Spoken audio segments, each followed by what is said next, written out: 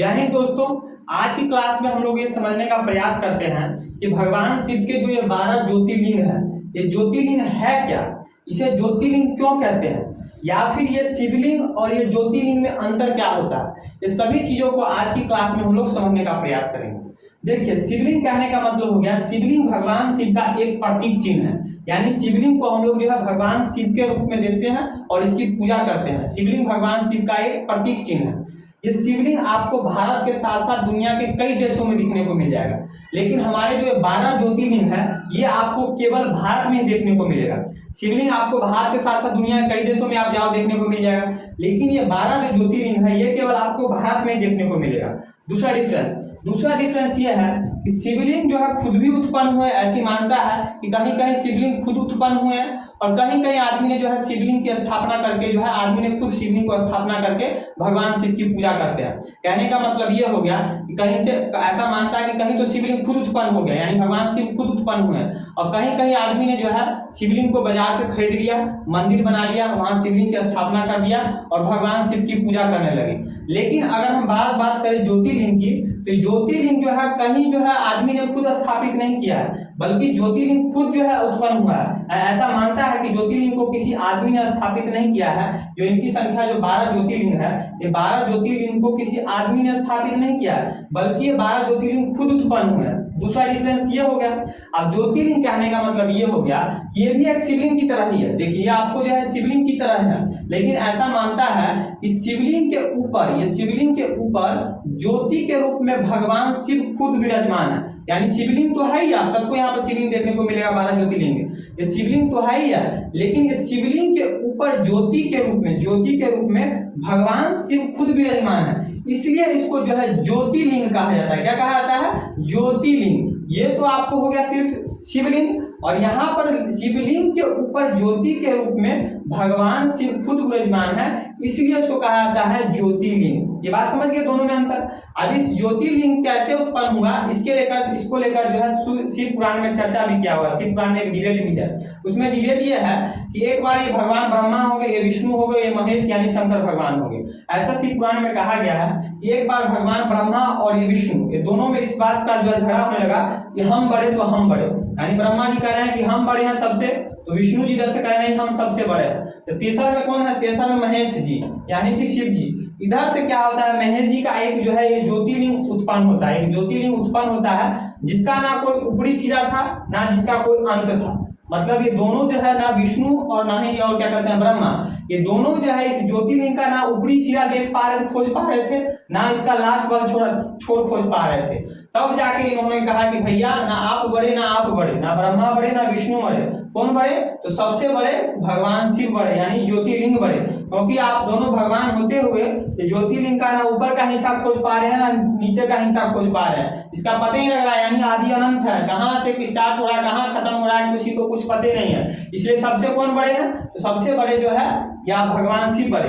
ये हो गया ज्योतिर्लिंग के बारे में जो है शिव पुराण में जो है चर्चा किया है, जो मैंने आपको बताया।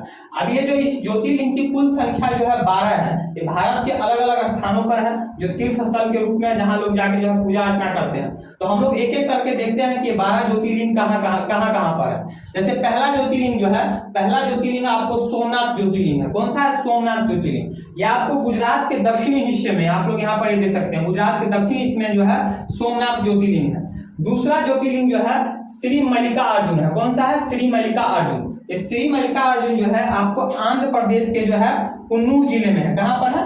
आंध्र प्रदेश के कुन्नूर जिले में। तीसरा जो है श्री महाकालेश्वर। कौन सा है? तीसरा श्री महाकालेश्वर। तीसरा ज्योतिर्लिंग कौन सा है? श्री महाकालेश्वर। ये आपको जो है एमपी के जो है क्या कहते हैं उज्जैन नगरी में। कहाँ पर है? उज्जैन नगरी में। आपने सुना भी होगा विकास दुबे जो उत्तर प्रदेश वाला था, तो कहाँ भाग के गया था लास्ट में दर्शन करने, तो यही महाकालेश्वर गया था, लेकिन भगवान शिव ने उसको फिर भी नहीं सुना, बेचारा ठोका गया। तो तीसरा कहाँ से? तीसरा होगा महाकालेश्वर, यह आपको जो एमपी के उज्जैन में है। चौथा जो है आपको ओमकारेश्वर। कौन सा है? ओमकारेश्वर। चौथा ज्योतिर्लिंग कौन सा है? ओमकारेश्वर। ये भी आपको एमपी में ही है। कहाँ पर है? एमपी में। एमपी या महाकालेश्वर से नीचे जो है एमपी में जो है नर्मदा नदी के तट पर है। कहाँ पर? नर्मदा नदी के तट पर। तो तीसरा और चौथा कहाँ है? तीसरा चौथा दोनों जो है एमपी में है। उसका हम कहते हैं पांचवा। पांचवा है केदारनाथ। पांचवा कौन सा है? केदारनाथ। इसके बारे में आप लोगों ने सुना होगा, एक बात भी हुआ था, वो लड़का लड़की जो आप फोटो खिंचाया था। तो पांचवा कौन सा ज्योतिर्लिंग है? केदारनाथ। ये आपको उत्तराखंड में है। कहां पर है? उत्तराखंड में, एकदम इस पहाड़ों के बीच में है। इस केदारनाथ का तो अलग ही स्टोरी है, क्या कहना है, तो अभी जाने का मौका नहीं मिला है। तो पांचवा केदारनाथ है। ये आपको जो उत्तराखंड में दो पहाड़ों के बीच में एकदम बर्फीली एरिया है। उसका हम करें छठा की बात करें। छठा जो हो गया भीमा शंकर। छठा ज्योतिर्लिंग कौन सा हो गया? भीमा शंकर। ये भीमा शंकर आपको जो है महाराष्ट्र में है। कहां पर है? महाराष्ट्र में। कहां पर? महाराष्ट्र में छठा हो गया। छठा यहाँ पर दिखाई दे रहा है। छठा भीमा शंकर ज्योतिर्लिंग कहाँ है? ये भी जो है महाराष्ट्र में हो गया। उसके हम करें सातवां। सातवां जो है वो विश्वनाथ है। कौन सा है? विश्वनाथ या विश्वेश्वर। विश्वनाथ जो है ज्योतिर्लिंग ये कहां पर है? तो आपको उत्तर प्रदेश के वाराणसी में है। कहां पर है? उत्तर प्रदेश के वाराणसी में। यहाँ का जो है गंगा स्नान को जो है बहुत पवित्र माना जाता है। तो ये हो गया सातवां। आठवां जो है आपको त्रिंकेश्वर। कौन सा है? त्रिंकेश्वर। त्रिंकेश्वर जो है ये भी आपको महाराष्ट्र में है। कहां पर है?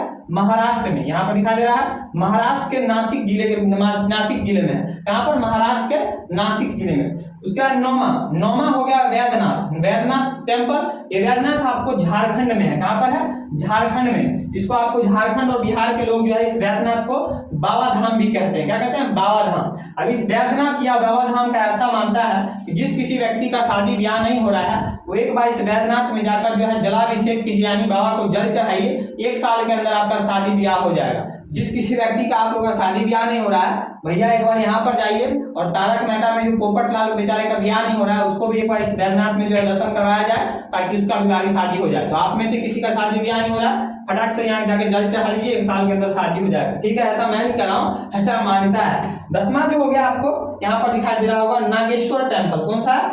10वां ज्योतिर्लिंग कौन सा है? नागेश्वर। ये भी आपको गुजरात में है। कहां पर है? यहाँ पर दिखाई दे रहा होगा गुजरात में। नागेश्वर कहने का मतलब हो गया नागों के देवता। नागेश्वर कहने का मतलब क्या हो गया?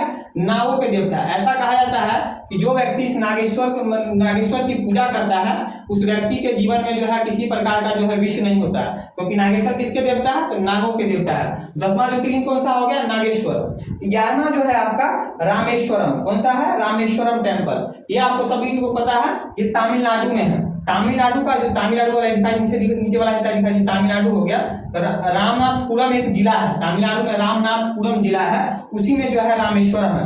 अब ऐसा मानता है, ऐसा कहा जाता है कि जब भगवान राम जो है श्रीलंका में, यहाँ नीचे श्रीलंका हो गया, जब रावण का वध करके वापस भारत आ रहे थे तो लौटते वक्त यही रामेश्वरम में जो है माता सीता के साथ बैठकर भगवान शिव की पूजा की थी। तो 11वां ज्योतिर्लिंग कौन सा है? रामेश्वरम। रामेश्वरम कहां पर है? तमिलनाडु के रामनाथपुरम जिले में है। उसके बाद 12वां जो ज्योतिर्लिंग है आपको ग्रीनेश्वर। कौन सा है? ग्रीनेश्वर। ये भी आपको जो है महाराष्ट्र में है। ये बीच वाला यहाँ पर दिखाई दे रहा होगा, ये भी आपको महाराष्ट्र में है। कहां पर ग्रीनेश्वर? दौलताबाद के करीब है। महाराष्ट्र में दौलताबाद है, दौलताबाद एक जगह है, उसके करीब में जो है ग्रीनेश्वर ज्योतिर्लिंग है। तो 12वां ज्योतिर्लिंग कौन सा होगा?